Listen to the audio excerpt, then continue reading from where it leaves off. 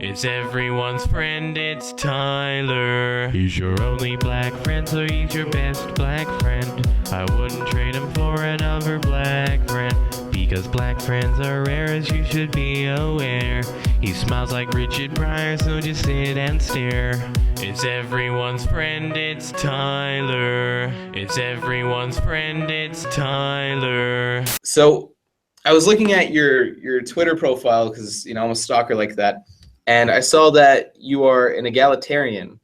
Right. Now, when I ask a feminist why they don't just say egalitarian, I usually get the whole, well, it's not all about men or something like that. So why choose egalitarianism over feminism?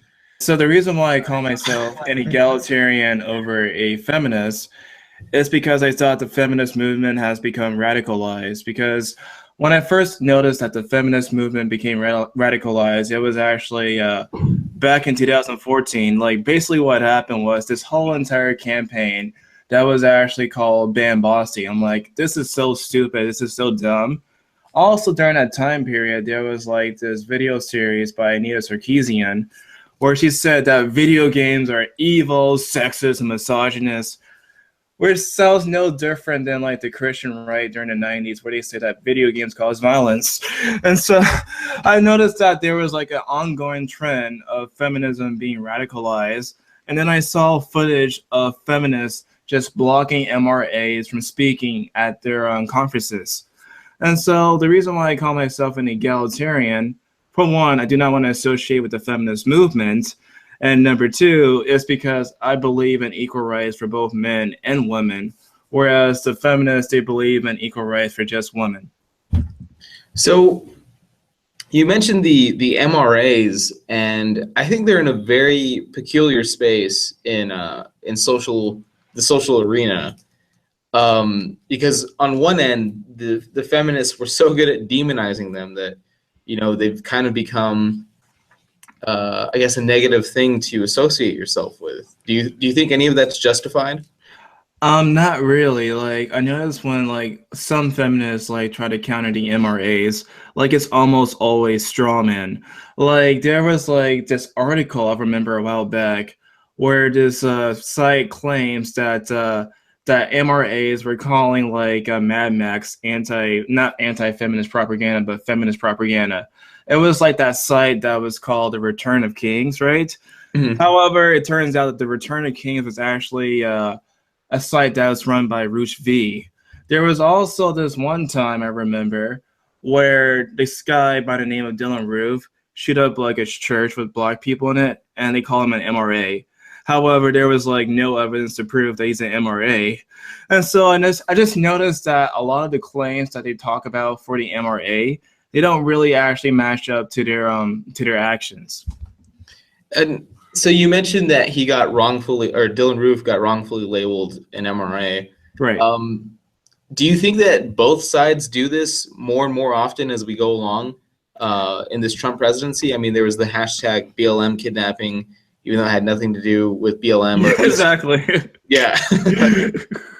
Yeah, I think that like both sides are kind of guilty. Like it's kind of like a mud-swinging contest. Like you have feminists claiming stuff about MRAs that is actually not true, and I guess maybe some MRAs might claim stuff about feminists that are not true. So this kind of gets really, really dirty really quickly with the mud-slinging. So is it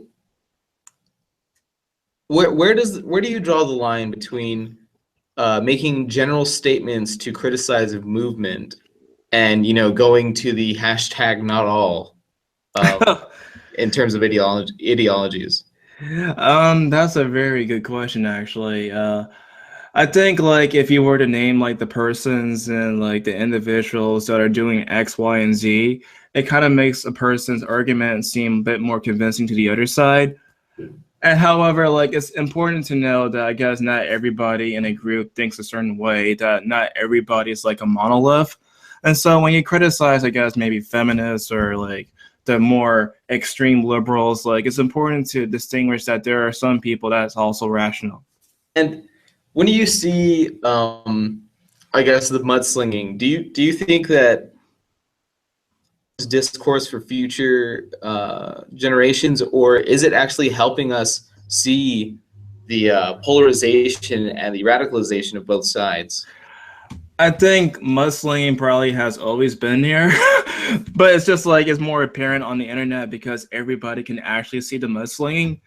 So I don't think, like, I guess maybe like the only way to actually not radicalize people is to actually talk to them as people and not get angry all the time. Like on my channel, for example, I try to talk to MRAs.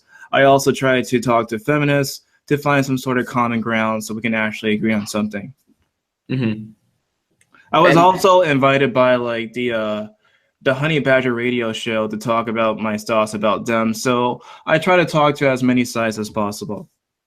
Yeah, and I think it's a noble thing to do, but it can get really difficult sometimes because, I mean, yeah, you're nodding your head. I'm sure you know, being a public figure, that people can be really nasty when you're just trying to get information on them or from them. And the things that they call you just get really creative, honestly. Sometimes I'm not even mad. I'm just like, wow, that okay. You know, right, like when I try to talk to feminists on Twitter, like the ones that actually are just crazy and radical, they try to block me as soon as I criticize them.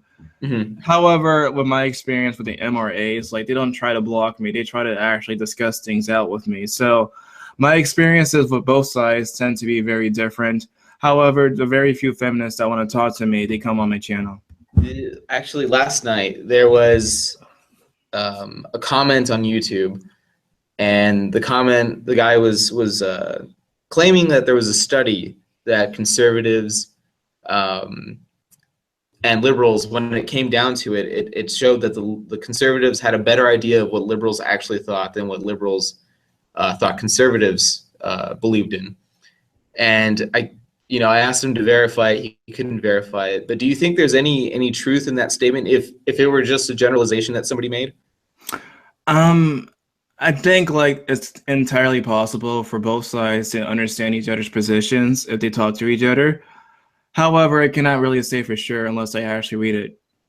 Yeah, I'm probably just gonna do a Google search of it like after tonight, because I was like, hey, that would be really interesting to read. Like, can you please, right, try this? And he had commented like 4 minutes before, and like he was gone. So maybe he was just full of it. I don't know. Maybe. Speaking of conservatives and liberals, you mentioned the religious right of the 90s. Do you think that that's hurt the image of conservatives for, I don't know how much longer it'll last?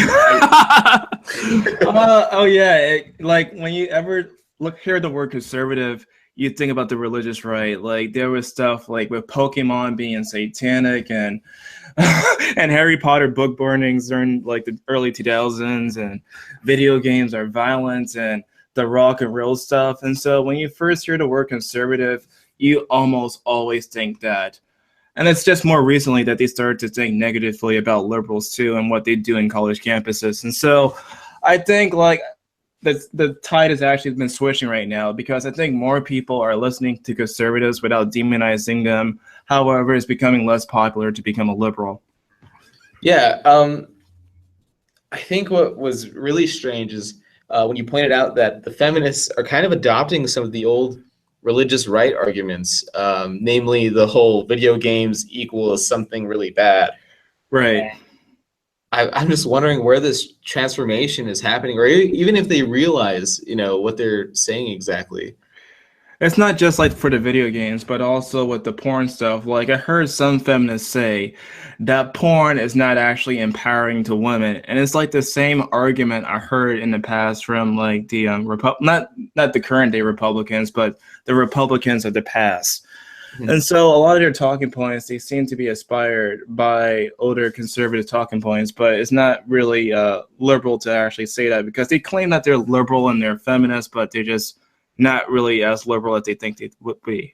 Speaking of feminists and liberals, there was something interesting that Trump did, or he mentioned it in the State of the Union address about Trudeau. He and Trudeau coming to an agreement.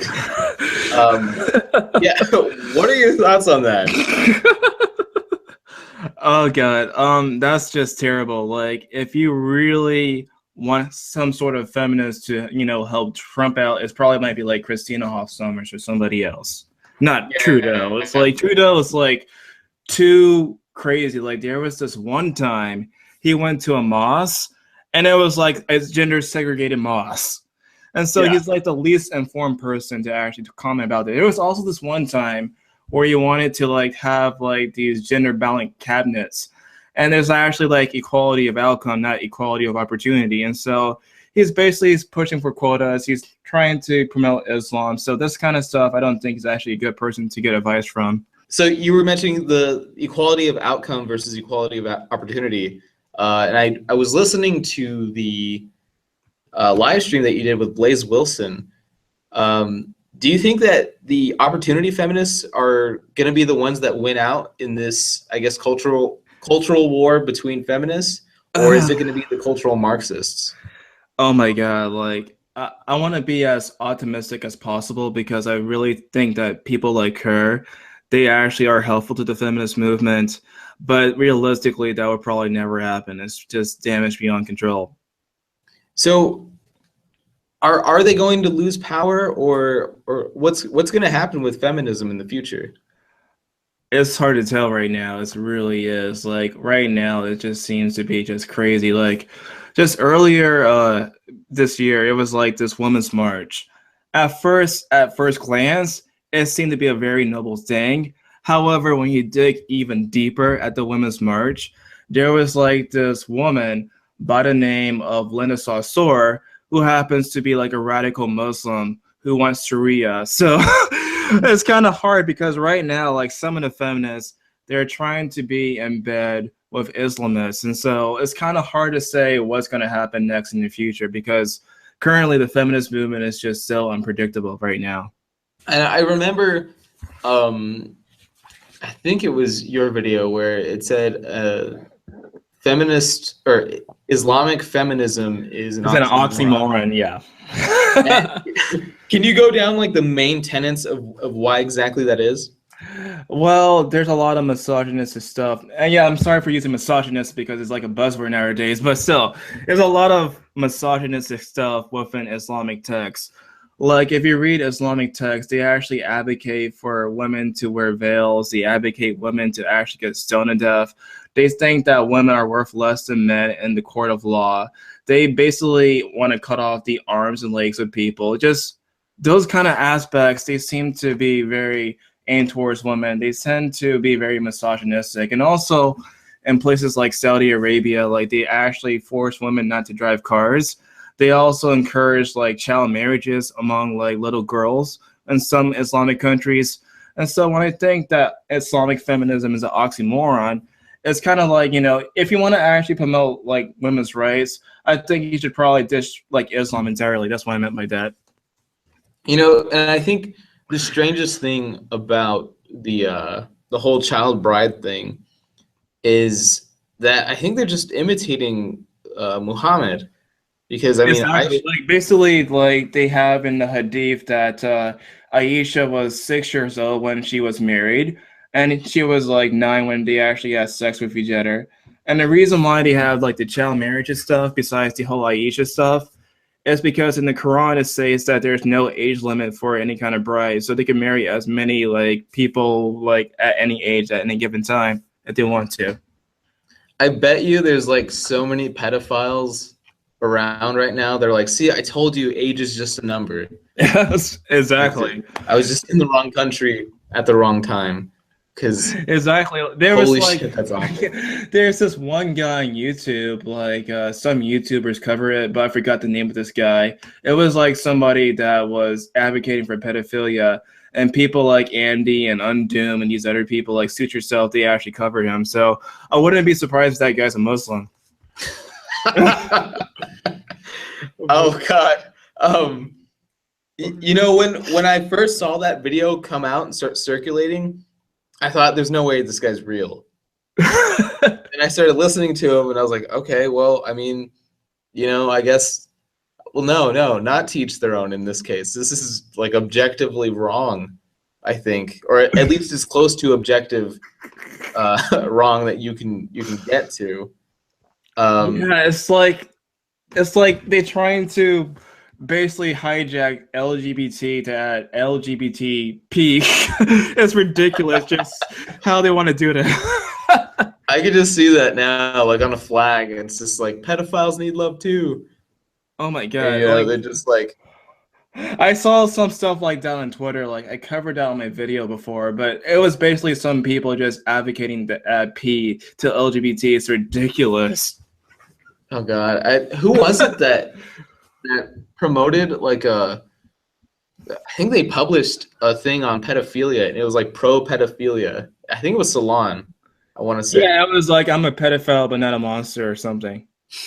I'm one of the good pedophiles. Like, holy crap! So, I hate to put you on the spot for this one, but we asked that guy T about roads when we talked to him last month, and in the tweet you sent out that got his attention. He mentioned the roads. And he was like, "What the hell, really?" So, so I honestly think that society needs a little bit of feminism. I mean, socialism to function. And I think roads is a prime example. There's any other good examples of what socialism can do right for a country? Well, just from my very limited knowledge right now, like if you look into countries like the Scandinavian countries and also like Canada, they actually have some of the best healthcare in the world. So I think socialism can actually benefit people with healthcare. And I heard right now, like Donald Trump, he's basically wants to replace Obamacare and actually repeal it. And I think like for that case, I think socialism kind of benefit people for healthcare. So, because the United States is such a big country, Right. And across borders, there's just vastly different needs of the people, vastly different demographics. Do you think it could work on a smaller scale in the States, as if instead of having a nationalized healthcare system, it could be state by state? Well, sure, idealistically, it's entirely possible to actually have different kind of healthcare programs for every state. Like there's different gun laws for every state and different laws on abortion for every state. So I think it's entirely possible for that to happen. And hope you're not in hot water on this one, but what are your views on abortion? My thoughts on abortion, like I do not like abortion. I don't think anybody likes abortion really, but I think women should be allowed to have the option to have an abortion if they want to, like for at least the first 3 months. And I don't think like people should be forced to use their tax dollars on something they disagree with. I guess I get put in kind of between a rock and a hard place when I talk with other conservatives, because I see the utilitarian argument in terms of abortion. I think if you make it at the very least legal and not having to jump through tons of hoops to get access to it, there's going to be a lot of benefits for the rest of the society. Right. Although I don't agree with making people pay for your stuff, I do think that it should be legal and readily available to people who are willing to pay for it. So that usually gets me in a lot of trouble. And it's like, you're not supposed to say that publicly. So hopefully there's only like 4 people that ever see this, and it just. I remember there were some crazy laws on abortion, like in Texas recently. Like I remember last year there was this law that was actually proposed where they would want to force like the women who had a miscarriage to bury their fetus, and so I thought that was really crazy that they wanted to do that in Texas. And there was also this law, I believe, that was about to be passed in Texas last year, where they wanted to have the identity of like LGBT students to like parents in public schools. And so I kind of questioned some of Texas like lawmakers. Yeah, I did not hear about the registry. That is a little scary. Yeah. But I think that women I'm sorry, you can go first. Oh, no, go for it, man. But I think that that women should have an abortion up to 3 months, and I think I don't agree with abortion. I think they should be allowed to have it. I also think that men should have the options to opt out an abortion if they don't want to pay for the abortion. And so I think, like, for the case for abortion, like, I think both women and men should have the option not to have it if they don't want to. Yeah, and I think what's the really murky waters after that is what happens to men that don't want the child and the woman does. So, then he has to go through the state for child support and all that. And I'm just wondering, what exactly can the individual do when he's at the mercy for 18 plus years, depending on when they graduate high school, of the mother? Like, do you think there's any progress to be had there, or done with the system? I think that there might be some progress. Like, I don't think people don't think much about men's issues, because men's issues tend to be on the back end of the stick compared to like the female issues. Because whenever people think about like human rights, they almost always think about women's issues. And so I think it might be a long time until people actually take the men issues to be very serious. Well, I have a quick and easy solution. And, Lauren Southern did it. I think we should just all legally register ourselves as female. And just problems solved. Yeah, like every single time, like if it's a women's issue, the government almost always fund it. But when it's a man's issue, it's not taken as seriously at all. Yeah, and imagine how seriously our problems would be taken if we're just all women. Because then all the stats will come in, and it's like, well, did you know 100% of CEOs are women? And like 100% of this, and 100% of that, and 100% of this. And they're just like, well, no, they're not real women. It's like, so now you're misgendering me, and it just flips it on its head. We need to start this now, and we need to mobilize. Maybe, perhaps. Who knows? It might work. Then the future is female will actually make sense. President Trump looked to make the transgender bathrooms a state's issue rather than a federal issue. Do you think this is a step in the right direction for states' rights? For states' rights, sure, but like I'm kind of concerned that the more red states might deny people on the base of their identity because they actually are trans. Mm-hmm. However, for the blue states, I'm not as concerned because they happen to be more open-minded for trans people to be in the bathroom. So where exactly does this land in terms of civil rights? Is this an infringement upon a transgender person's liberties, or what are we looking at here? Oh my goodness, like I think that discriminating people on the base of their gender or their identity is wrong. However, I don't think it's like the same level as like when blacks used to be segregated from the bathrooms. I think one way to actually solve this entire transgender bathroom issue is to allow unisex bathrooms. And to allow the business owners to actually make whatever bathrooms that they want to make. Well, if it's like trans people like Blair White, I don't think they probably would know if they actually is a biological male. So I think it's entirely possible to fix it just by having the bathrooms to be unisex.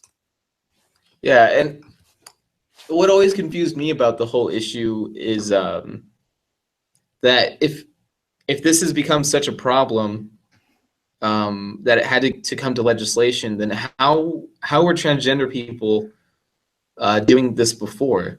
And I don't think that government is always the solution, but some people will turn it to like, well, sometimes you need the government to come in. But the main argument that I see is that I think it's 0.02% of the population is trans. And so why do they get to dictate the rest of the 99.8%? So what are your thoughts on that? I think that this country was here to, not just to represent the majority of people, but also to protect the rights of the minority. And so if they actually want to go to the bathroom, whatever bathroom they want to use, then it's actually supposed to protect their rights to use whatever bathroom they want to use. Yeah, and I think that's an interesting viewpoint, because when it comes to inflammatory statements by someone like Milo Yiannopoulos, you hear conservatives come out of the woodworks to say, well, the law is there to protect those in the minority, and his statements are of the minority. But then it comes to trans bathrooms, and it's like, well, maybe fuck that minority though. It just confuses me a little bit. Not only that, but I hear these arguments like, if we allow the trans people to be in the bathroom, then they start raping our kids. And I'm like, are you serious? Like, who goes to the bathroom just to rape little kids? Like, it's ridiculous how they actually argue that. Like, we have, I guess, maybe pedophiles in the bathroom. Does that mean that we should also be making sure that the pedals don't get in the bathrooms? Like, so basically this whole entire argument that we allow trans people to use the bathroom that's going to rape kids, it seems to be extremely hyperbolic, if you were to ask me. Yeah, and it would make me go back to the I forget his name, but he's Australian, and they were talking about segregating the subway cars. And he goes, well, if there's a bad dude that just wants to go in there and do bad things, he's not going to care that it says women only. He's going to go right in.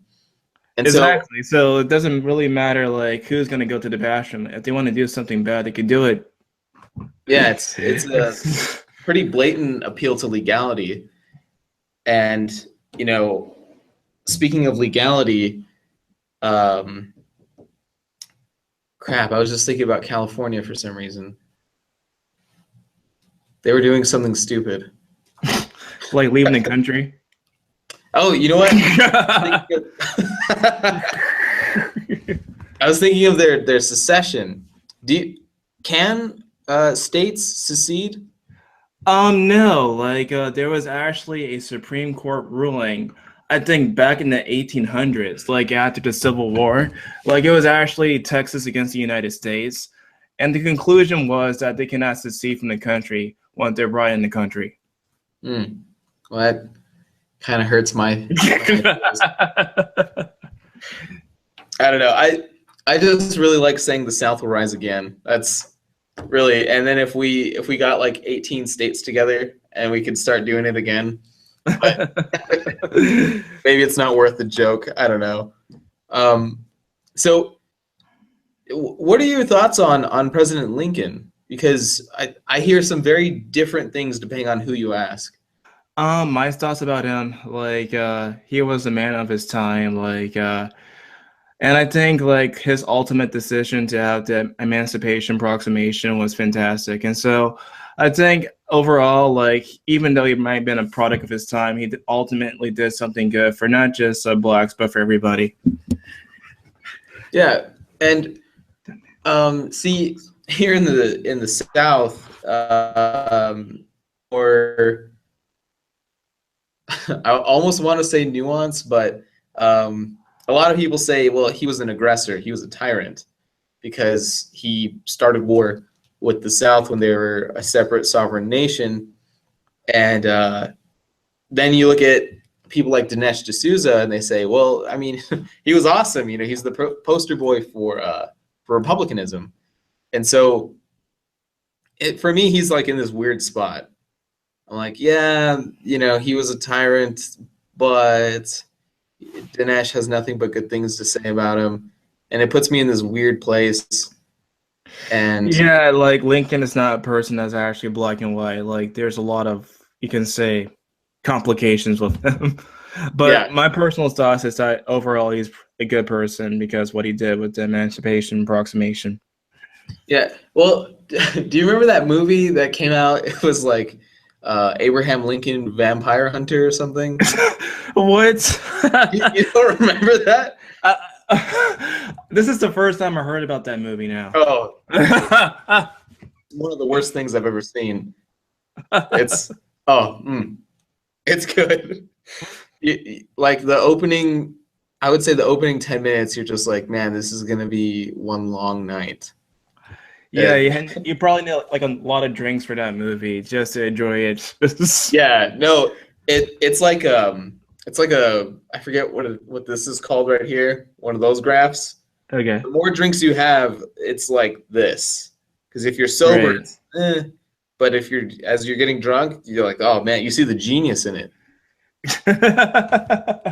Right. I think just judging from the title, they intended it to be bad, so probably that's why it's bad.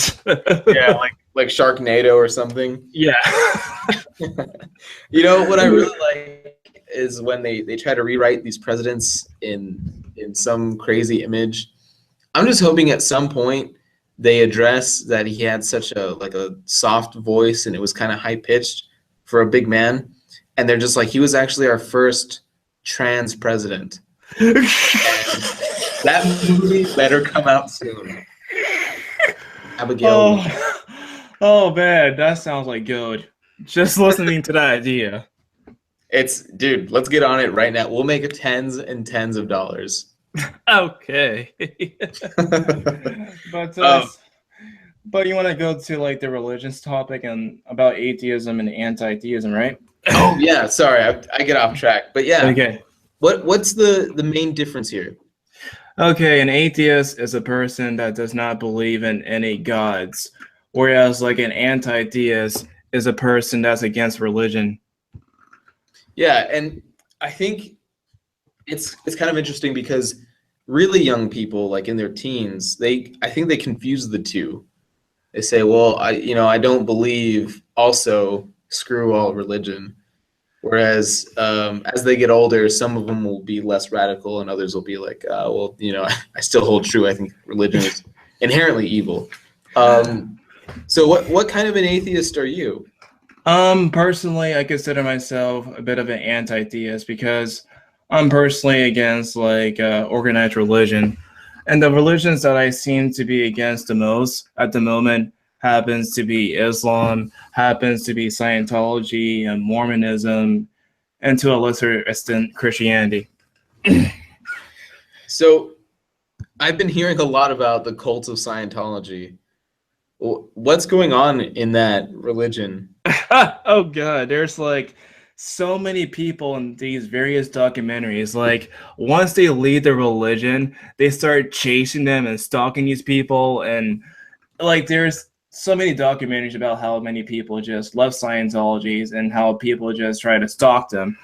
There's also like these wacky beliefs within Scientology, like they believe in this alien named Xeno who created this entire universe by volcanoes and stuff. And so just the beliefs themselves, the very cult mentality of Scientology is just, I just cannot believe it's actually considered to be a religion. It's like a cult. I would venture to say that Scientology is even viewed upon as a cult by some is because it's so young. I think if any of these older religions had been brought up today, most people are like, oh, that's a cult.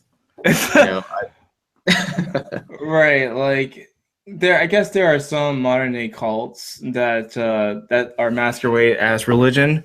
Like for example, the whole entire Jehovah's Witness sect of Christianity, like they have these beliefs that you cannot stand up for the pledge, or you cannot get blood transfusions, and so.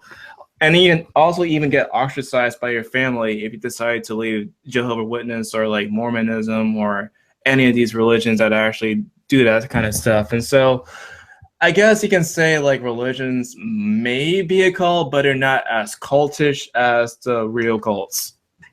Yeah, culty, but not cult enough. Yeah. And it's really sad though with the Jehovah's Witnesses.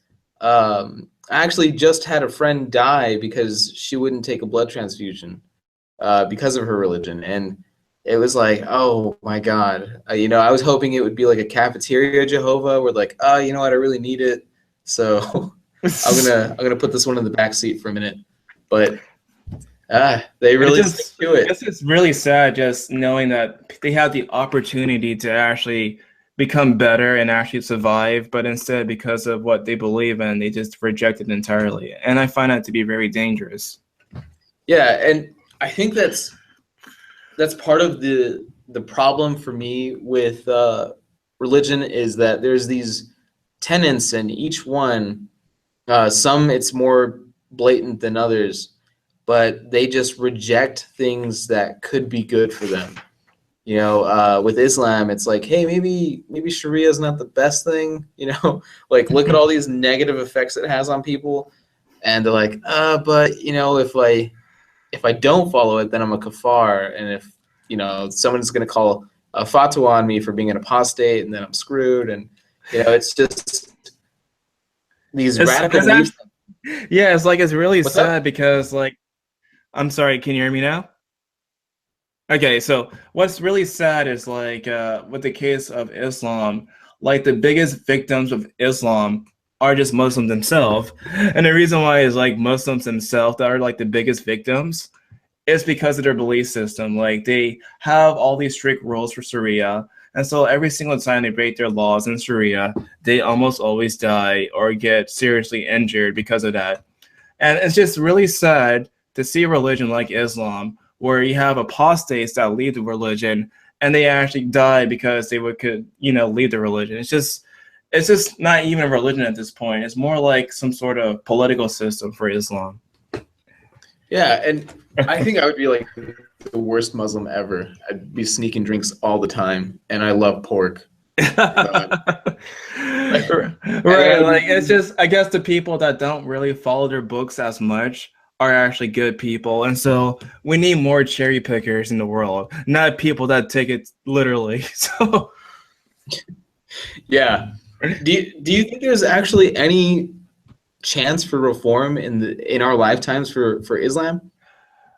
there was many different reforms like prior to what's happening right now. Like I believe like in the past, I forgot what year, I think the 1800s, there was this whole entire movement that was like the Wahhabi movement, which is like the most literal interpretation of Islam. And that's where the ideas from ISIS actually come from. There's also like back when the religion was founded, like when Muhammad died, the religion actually split into like two sects. There was like the Sunni Islam and there's also Shia. And so that's also been kind of reformed that way. And there's also this sort of, I guess, like peaceful sect I recall.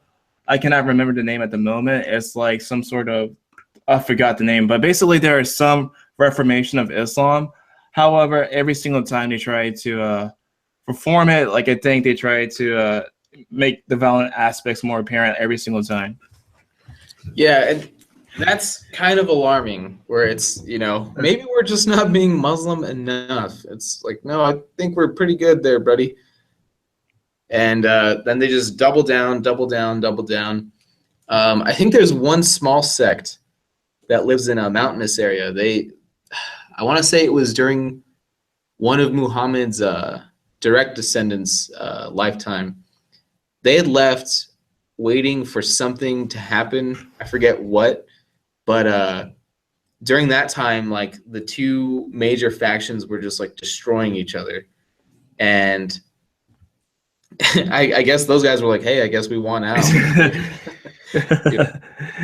Right. Like it's just every time they try to reform it, like it just keeps getting more and more and more violent. And so I seriously doubt in my lifetime I would actually see a real reform of Islam. It's almost impossible at this point, because to reform Islam is like you have to reject every single thing that happens in the Quran. Reject the verses like to kill the non-believers and all these awful things towards women and other people. So they had to make it a completely different religion. Yeah, I would also really like to see like watercolor or water painting of the lion griffin lady. You remember that one? Yeah. I just want to see a visual interpretation of it, and it just like it looks as hilarious as I think it would. It's like a woman's face, and then it's like a camel's body, and then it's got like vulture wings or something. Yeah, And that would be pretty nice actually, just seeing that. I wonder how many parents are out there like, oh no, my kid's drawn that like 8 times. But on a more serious note, I guess. So how do you think President Trump has been doing? There's a lot of stuff I actually personally disagree with. And as a person who does not affiliate with like the Republicans or the Democrats, like I voted for Donald Trump. Like prior to voting for Donald Trump, I voted for Obama back in 2012. I try to be as nonpartisan as possible because I want to judge people on their qualification rather than like their political party. So when I saw Donald Trump going to office, like at first I was kind of happy that he was in office. But when I saw people like DeVos being like in charge of the education system, when I saw like that guy who wanted to crack down on weed, when I saw his comments about like wanting to jail people for burning the American flag, I'm starting to question what he's actually doing in office right now. Like the whole entire matter on immigration, like I thought he's actually spot on. Like he's the only person I know in Congress that actually call Islamic terrorism Islamic terrorism. So there are some positive aspects like the immigration parts, but there are other stuff like I mentioned earlier where it's not as great. So with I forget his name, and I was just watching him yesterday, but with his attorney general, yeah, I think it's Sessions, right? Yes, I think so. Yeah. And his views on marijuana. Do you think this is gonna hinder progress with legalization and criminalization or decriminalization? Well, more recently, I heard that he's actually lied underneath oath, so probably might be leaving office pretty shortly if it's actually not leaving right now. So, but I think he might not do it because like Trump, he doesn't seem like a person that wants to do it. He always states in his campaign to let the states actually to choose what they want to do with marijuana and also like the trans bathroom and gay marriage. And so I seriously doubt that Trump would actually do something about it. If not, people would actually protest to actually go against what he's doing. Yeah, that would be really hard to piss off potheads. I think, you'd have to like royally screw up for them to get out of bed. Right. I think that marijuana should be a state issue. I'm personally for legalized marijuana, both like recreational use and medical use. And I'm happy that like Nevada and DC and Alaska and these other places actually have it. So I'm hoping that more states will allow people to vote for marijuana. And I think that people like Trump and other people should not force people to not have weed because there's actually more cases where it's actually better for people to have weed compared to like cigarettes or alcohol. Yeah, and I think the state is losing out on tons of money by not legalizing it, and even more money by criminalizing it, because now you're creating jobs that you'll never see cash flow back from. So I think it's a lose-lose. Yeah, I think it was like, what was it, Colorado that earned so much money from weed that they actually had to pay like the taxpayers back their money. So there's, so I think, don't quote me on that one. I think that was like, 2 years ago or something. But basically, I read that, and I think that there's definitely some benefits, not just from smoking the weed, but also from the taxpayers to get money back if they make too much money. So, yeah, actually, I know somebody who's in the cannabis industry. And he was talking about something kind of alarming with big pharma getting in the way. And what was it? In 2015, lost like half their crops. And they're like, well, how did this happen? It's like, oh, well, they called the sheriff, they called the feds. They didn't raid it or anything because he lives in California. And they were like, well, who else could have done that? Like such an operation, because it was such a vast amount of plants. And they're like, well, I mean, it had to be, big pharma or a competing industry. I mean, not a competing, a competitor in the industry. And they called around, and of course, they let them inspect other warehouses and nothing. So Adam Kokesh sounded a little conspiratorial when he was like, "Big Pharma's in the way. You know, they're cracking down on marijuana, and the government's allowing it." And then this happened, and I was like, "Oh, maybe he's not crazy." So, do you think that's what's actually going on here? Do you think big pharma and government are helping each other keep cannabis down? Probably because there are just so many politicians that actually go against weed, even though like what was it, like 60% or something that actually support weed in the United States. So I think it's not really conspiratorial to say that they're actually both trying to make sure that they crack down on weed as much as possible. So, with this, I guess this negative view on corporatism, because I think it's a terrible thing. What do you think of capitalism? There's definitely some good elements for capitalism. Like I remember like there was this hashtag on Twitter which was like resist capitalism, and I was surprised that there were people that want to get rid of capitalism entirely. And so I think that a society that actually has a mixed system like ours, where just like socialistic elements and capitalistic elements are like the best kind of systems to run a society.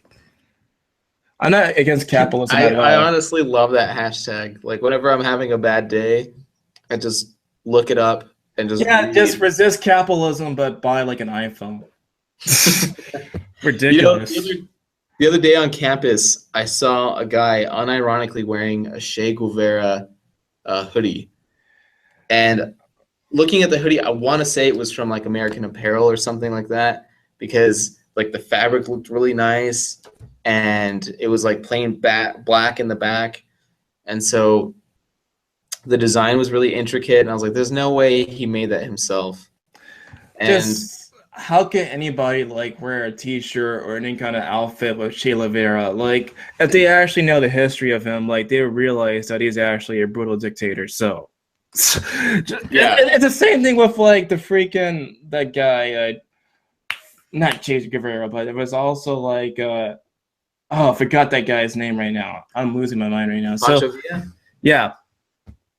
That guy's a dick. Yes. But they're actually like folk heroes around here.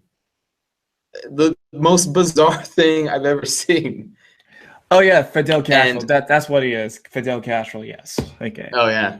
Sorry. And their amazing healthcare that they have. Yeah, like it's so funny because people are just starving to death in Cuba. People are actually taking pictures of hospitals, and it's actually really terrible conditions. So where is this awesome healthcare argument coming from? Yeah. I guess it's like the same thing as with Stalin, where it was like, as long as you don't look too closely, things are awesome. And so when the soldiers came back, he had so many of them executed because they'd seen the outside world. And it was just so amazing when I saw people just praising Fidel Castro. Like, he's like a hero to social justice. Like, if you're fighting for minorities like homosexuals, they will realize that Fidel Castro just killed blacks and homosexuals at the firing range. So I think there was a Peru in the 90s.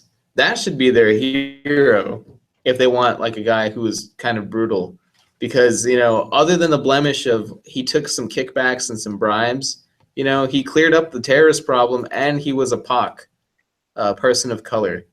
So he was half Japanese and half Peruvian. So he was all kinds of mixed, man. It's kind of funny because like when I see these kind of people just praising these kind of tyrants and these kind of dictators, like I wonder if they actually don't know any kind of liberal principles. Like this is probably why people see liberals as bad people and crazy and loony and absurd, because of these kind of people that praise these kind of people. So I think in the first 5 minutes you mentioned that you're or the first 5 minutes last time, yes, you mentioned that you're a classical liberal. Are you familiar with any of the works of John Stuart Mill? As of right now, I have not studied him, sadly. Sorry. Oh no, it's all good. Hate to put you on the spot like that.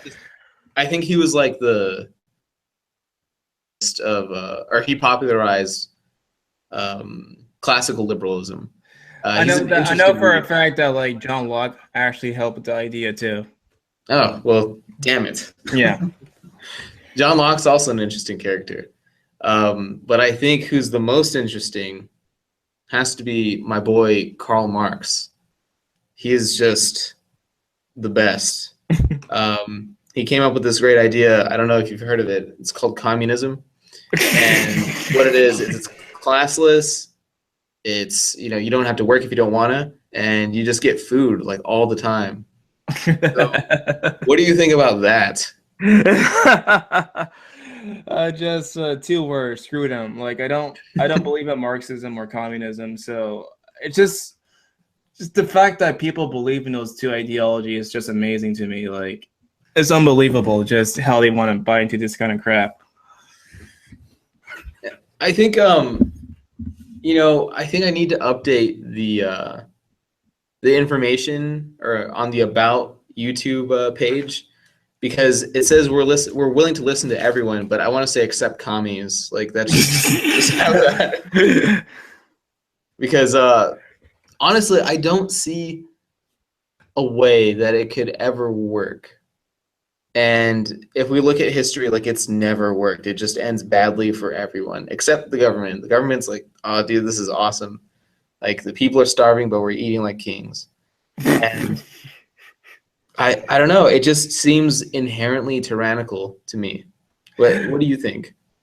Just no communism, period. Like, just do not implement it anywhere. Just, it failed many times in history, so why continue to advocate for it? That's my position on it. And what's your opinion on AntiFa? They're like so dumb. Like, there was like this whole entire riot. I believe it was last month in DC, or not last month, probably in January, but there was this riot in DC where Antifa just destroyed Starbucks, they destroyed cars, they destroyed everything. There was also last month with Milo when he went to Berkeley where they destroy a lot of stuff too.